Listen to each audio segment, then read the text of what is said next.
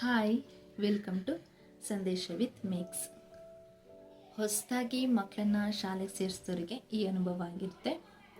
ಏನಪ್ಪ ಅಂತ ಹೇಳಿದರೆ, ಮಕ್ಕಳನ್ನ ಹೊಸದಾಗಿ ಸ್ಕೂಲಿಗೆ ಜಾಯಿನ್ ಮಾಡಿರ್ತೀವಿ. ಅವರಿಗಿಂತ ಹೆಚ್ಚು ಕ್ಯೂರಿಯಸ್ ನಮ್ಮದೇ ಇರುತ್ತೆ. ಬಿಕಾಸ್ ನಮ್ಮ ಮಗು ಶಾಲೆಗೆ ಫಸ್ಟ್ ಟೈಮ್ ಹೋಗ್ತಾ ಇರುತ್ತೆ, ಯಾವ ರೀತಿ ಇರುತ್ತೋ ಏನೋ ಅಂತ ಭಯ ಕೂಡ ಇರುತ್ತೆ ನಮ್ಮಲ್ಲಿ.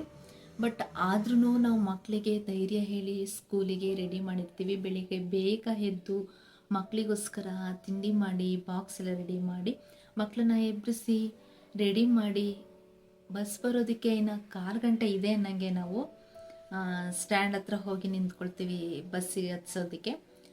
ಆ ಮಗು ಕೂಡ ಖುಷಿಯಾಗಿ ಹೊರಟಿರುತ್ತೆ, ಬಸ್ ಬರುತ್ತೆ, ಬಸ್ ಹತ್ತಿಸ್ತೀವಿ. ಆ ಮಗು ಅಲ್ಲಿ ಕೂತ್ಕೊಂಡು ಬಾಯ್ ಮಾಡ್ತಾ ಇರುತ್ತೆ.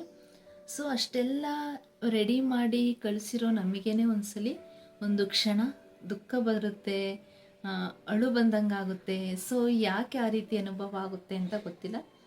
ನಿಮಗೂ ಇದೇ ರೀತಿ ಅನುಭವ ಆಗಿದ್ದರೆ ಕಮೆಂಟ್ ಸೆಕ್ಷನಲ್ಲಿ ತಿಳಿಸಿ.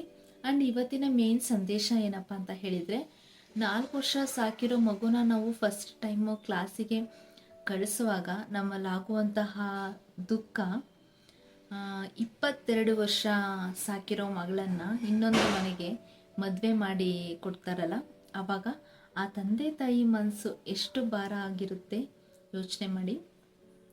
ಬಟ್ ಈಗ ಏನಾಗ್ತಿದೆ ಅಂದರೆ, ಹೆಣ್ಮಕ್ಳು ತಂದೆ ತಾಯಿ ಪ್ರೀತಿನ ಕಡೆಗಣಿಸಿ ಯಾರೋ ಚಾಕ್ಲೇಟ್ ಕೊಡಿಸ್ತಾರೆ, ಯಾರೋ ಲೆಟರ್ ಬರೀತಾರೆ, ಯಾರೋ ಏನೋ ಕೊಡಿಸ್ತಾರೆ ಅಂತ ಅಂದ್ಬಿಟ್ಟು ತಂದೆ ತಾಯಿ ಪ್ರೀತಿಗೆ ಮೋಸ ಮಾಡಿ ಓಡೋಗಿ ಮದುವೆ ಆಗೋದನ್ನೇ ದೊಡ್ಡ ಸಾಧನೆ ಅಂತ ತಿಳ್ಕೊಂಡಿದ್ದಾರೆ.